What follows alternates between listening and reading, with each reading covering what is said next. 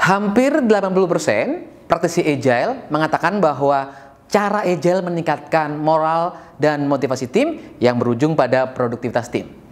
Keunggulan ini sesungguhnya bisa kita terapkan di tim apapun, bukan hanya untuk tim Agile. Di video berikutnya, saya akan share bagaimana cara membuat tim kita lebih produktif ala Agile.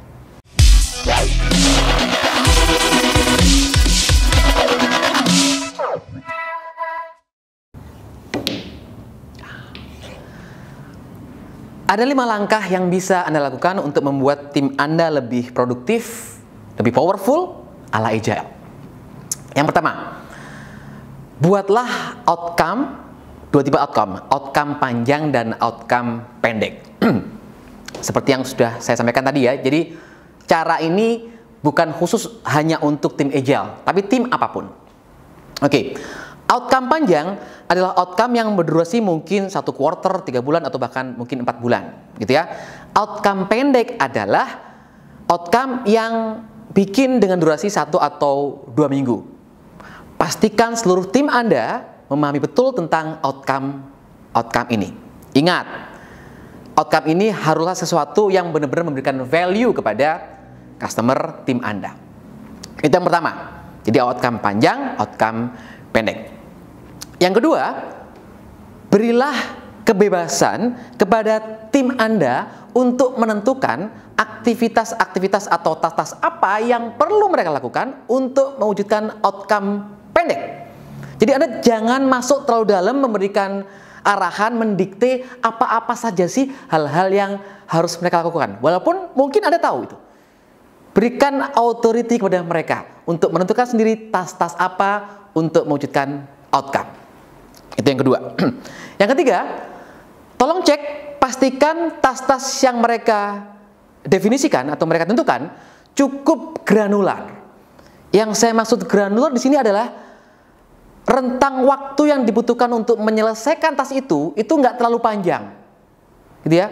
Jadi kalau outcome pendek Anda berdurasi 1 atau 2 minggu, bikin tas itu bisa diselesaikan dalam 1 hari atau paling lama 2 hari. Jangan terlalu panjang, 3, 4, 5, apalagi sampai 1 minggu. Ini hal yang penting, teman-teman. Karena ketika kita mendefine task dengan size yang tepat dan kemudian anggota tim kita itu akhirnya berhasil menyelesaikan task itu merupakan pencapaian. Itu merupakan hal yang benar-benar membuat mereka itu memiliki confident level berkontribusi terhadap tim. So, tolong dicek, pastikan tas itu cukup granular. Kalau ada tas yang terlalu gede, minta mereka mencacah supaya bisa lebih kecil dan selesai mungkin dalam 1 atau 2 hari.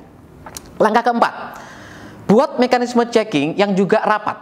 Kalau durasi tadi outcome pendeknya 1-2 minggu, bikin mekanisme checking, interaksi di mana semua tim member itu bertemu, berkomunikasi dalam rentang waktu mungkin setiap 1 atau 2 hari, di mana setiap orang menyampaikan apa saja tas-tas yang sudah mereka lakukan, apa saja tas yang akan mereka lakukan, kemudian kendala apa yang mereka temui atau support apa yang mereka butuhkan.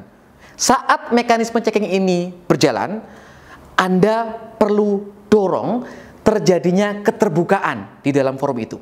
Jadi pastikan setiap member benar-benar menyampaikan apa adanya berdasarkan fakta. Nggak perlu merasa gagal ketika ada tas yang memang tidak terselesaikan, gitu ya. Sebaliknya, ketika mereka berhasil menyelesaikan tas, beri mereka apresiasi. Terima kasih sudah menyelesaikan tas yang menjadi tanggung jawab mereka. Itu yang keempat. Yang kelima, dorong untuk terjadi kolaborasi antar sesama tim Anda. Sebagai contoh, misalkan ada salah seorang tim member Anda yang dalam mekanisme checking mengutarakan dia tidak berhasil menuntaskan sebuah tas. Hargai dia sudah terbuka, kemudian tawarkan atau dorong kepada tim member lain untuk menyampaikan ide, usul, atau kontribusi apa untuk membantu supaya tas itu bisa terselesaikan. Nah, di sini titik kolaborasinya terjadi. Misalkan pemilik tas itu orang-orang yang punya expertise atau bidang kerjanya di bidang finance begitu ya, dan tas dia nggak selesai. Bukan berarti tim member lain itu tidak bisa berkontribusi untuk membantu tas itu selesai. Bahkan orang yang mungkin sama sekali nggak tahu finance tetap bisa menyampaikan ide usulan untuk membantu supaya tas itu terselesaikan. Dan ketika situasi ini terjadi, ada tas yang nggak selesai, kemudian diungkapkan di forum dan ada orang atau tim member lain mengusulkan solusinya, dan akhirnya tas itu benar-benar tersolusikan, itu menjadi sebuah titik bagaimana tim itu benar-benar bisa melakukan kolaborasi, dan ini akan bisa berimpact sangat positif terhadap kondusivitas dan kesolidan tim. Itu tadi semua 5 langkah yang bisa Anda lakukan untuk membuat tim Anda lebih produktif, lebih powerful ala Agile. Semoga bermanfaat. Terima kasih.